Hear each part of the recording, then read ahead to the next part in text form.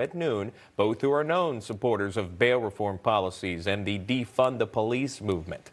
Joining us to discuss is Joseph Impeatrice, NYPD sergeant and founder of Blue Lives Matter, and Gavin Wax, president of New York Young Republican Club and a Newsmax insider. Good to see all of you here. Joe, what kind of action do you think can be taken to bring these numbers down, and why are we seeing these spikes in crime here, Joe? Well, we need to see respect for our law enforcement nationwide. When officers feel they can go out there and do their jobs, take people off the streets without having to worry about being on the paper the next day as a villain, you're going to see a lot more action. Now, don't get me wrong, especially in New York City, the men and women in blue are putting their lives on the line every single day. They're making staggering numbers of illegal gun arrests that people don't hear about. You had the Brooklyn Bridge incident where not one politician comes out and condemns anybody. The violence that went on there, instead they blame the police officers for over-policing. It has to stop. And a couple of years back, and I've mentioned this before, the second you got caught with an illegal firearm, you were in jail for 3 years, no question asked. Second offense, 7 years. We need to go back to that and have accountability for our criminals in the street and hopefully get them to think twice before they go out there and they act and commit an illegal act against us. Gavin, I'll bring you in as a Newsmax insider. I know you've written about the bail reform movement for Newsmax. And we know Kamala Harris has been a promoter of the bail fund, which has helped bring suspected criminals from jail in a very easy way. How does that play a part into the spike in crime we've seen in L.A. and New York City?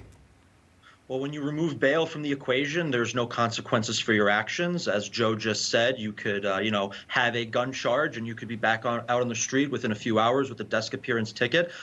They have basically removed any sort of fear of law. And then it's beyond just bail. You could get to trial and the judge will throw the case out, or the district attorney will fail to prosecute you fully. So criminals feel emboldened.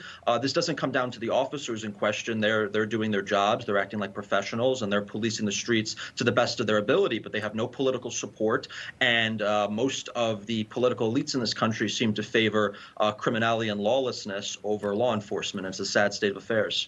Joe, switching gears, Blue Lives Matter, your group, and the New York Young Republicans Club, they're teaming up, from what I've heard, and spearheading an effort to help the families of fallen officers killed in the line of duty. Tell me a little bit about this initiative, and what do folks need to know about it, Joe? Well, we saw a couple months back that the Democrats and the left tried villainizing what Gavin does with his group, and they do great work every single day. They go out of their way to try to make communities better. Now, what we're doing is we teamed up with them in regard to having gift cards sent to families of officers killed in the line of duty. Now, during the coronavirus, it's been very difficult to honor our fallen officers, and you can only imagine what they're going through, seeing all the negativity every single day in the news. But to be able to get a phone call or a knock on your door saying that the New York Young Republican Club and Blue Lives still honors and remembers your fallen loved one goes a very long way.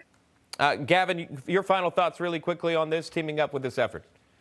It's a great effort. Blue Lives Matter NYC and Joe do a fantastic work in supporting the families of law enforcement. We're going to continue this effort. We've done similar efforts in the past with Officer David Dorn from St. Louis, and most recently in D.C. with Officer Sicknick. And we're going to continue to support law enforcement. We're a pro-law enforcement organization, and we believe that this is a critical first step in showing our support. That is Gavin Wax and Joseph Impeatrice joining us live. Thank you so much for your time. Thank you. Still to come, President Trump promised to make America great again.